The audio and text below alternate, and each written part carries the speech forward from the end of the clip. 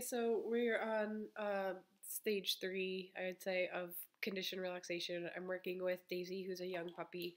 Um, this is so just to kind of reiterate, we're working on getting our dogs comfortable and compliant with us asking them to get into a body position that makes being calm more likely to happen. We need to get our dogs comfortable with responding to pressure that we put on their body, either with their hands or with the leash.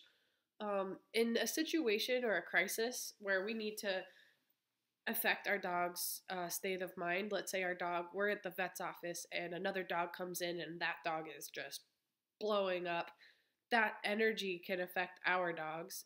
And you notice your dog starting to elevate and get up a little higher in that spectrum.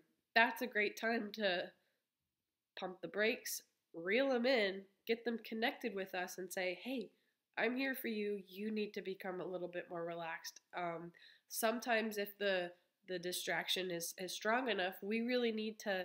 It's a mixture of being firm but fair, and finding the right amount of pressure. So sometimes we really do need to take a hold of our dogs and say, like, no, you're gonna be okay. Here, let me help you. And get them into a body position where they are no longer able to really connect to that distraction. We're kind of forcing them a little bit to connect with us, and we're trying to get them into a position physically that will allow being calm more likely to happen. If our dogs are standing and looking at the distraction, the ability for us to kind of connect at that point is hard. It's not very likely. If we can turn our dog away from that distraction and get them focused on us and have them into a sit or into a down if possible, that's going to make them becoming more calm more likely to happen. Now, in order for that to really work in a situation where that distraction is very strong, we need to be practicing this at home when they're more likely to be calm at night after they've eaten, after they've pooped, after they've played. And we're practicing this. So we're going to do this with Daisy, and we're going to practice getting her into these positions. And it's really important to work up to more distracting places. Do this, in an empty room where it's calm, and then start working when she's a rock star at that. When your dog becomes really good at that, like, sure, I can get into a sit and into a down and onto my side with my head touching the floor, all four feet touching the floor, and my tail touching the floor, and I can stay there for several minutes while we kind of massage or touch their bodies and feel for them to be lowering their energy down the spectrum. We start to do that in more distracting places. Like maybe we do it outside, or maybe we do it when there's people walking around. So, and then we start to do it at the vet's office when we go to agility class, or when we go to basic obedience class, or whatever you're doing with your dog. So it's up to you. It's really your responsibility to make sure that you're doing this with your dog every day and that you're helping them become better at this, because that resistance that you meet at first with some dogs are more resistant to this than others. The more you work through it, the less resistant they become. So moving right along, let's get Daisy over here. Daisy. With a dog that's just, yes, good girl, was just starting out with conditioned relaxation, I put them on leash. If your dog has the ability, not all dogs are inclined to do this, but if your dog is inclined to kind of just get up and walk away and say, like, see ya, I don't really want to do this, that's a little self-rewarding. So we don't want Daisy to have the opportunity to say, like, I don't want to feel like doing this, so I'm just going to kind of head out. We don't want her to do that. So I'm going to keep her on leash.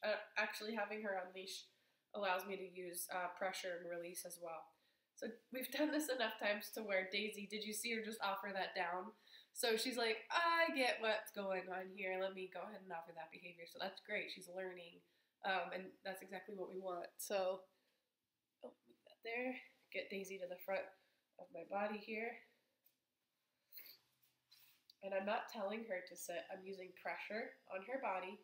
So I got a little bit of downwards pressure with the leash. And she's already moving towards the floor. I can feel her body doing that. So I went ahead and released the pressure there. So now she's in a Sphinx style down. What I want to do is get her onto her side So working on the hip first, I'm going to put a little bit of pressure on her hip and kind of figure out which way her body wants to go. Since this shoulder is tucked, I would be inclined to kind of roll her that way.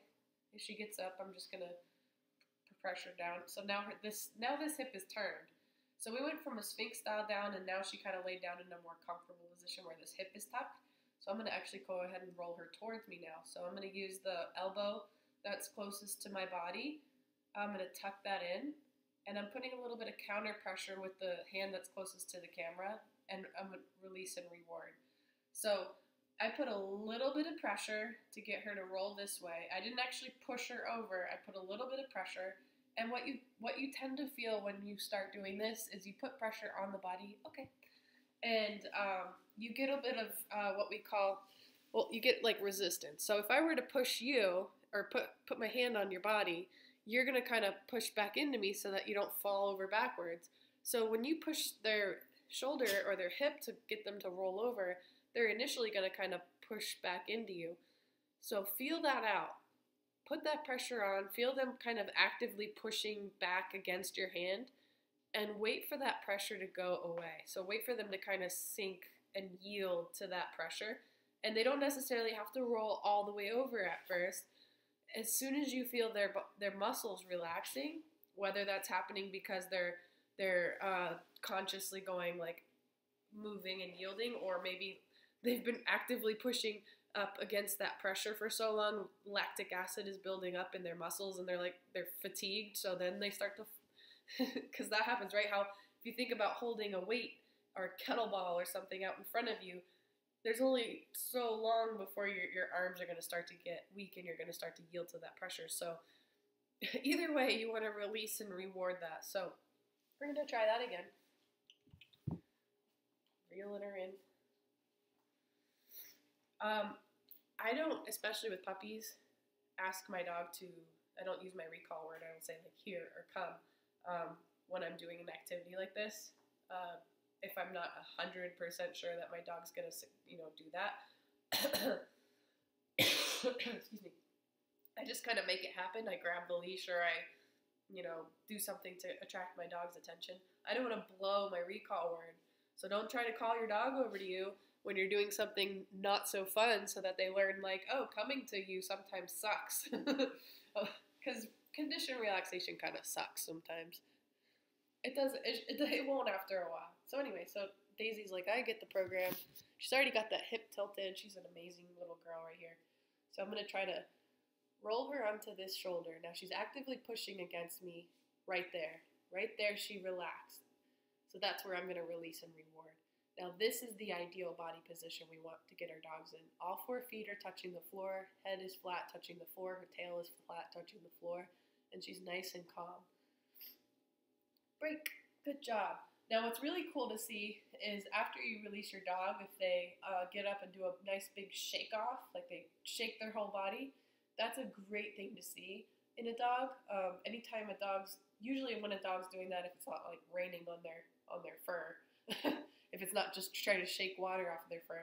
But they usually do that to kind of diffuse and like reset their energy.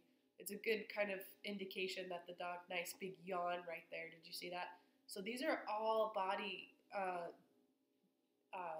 symbols. Like they're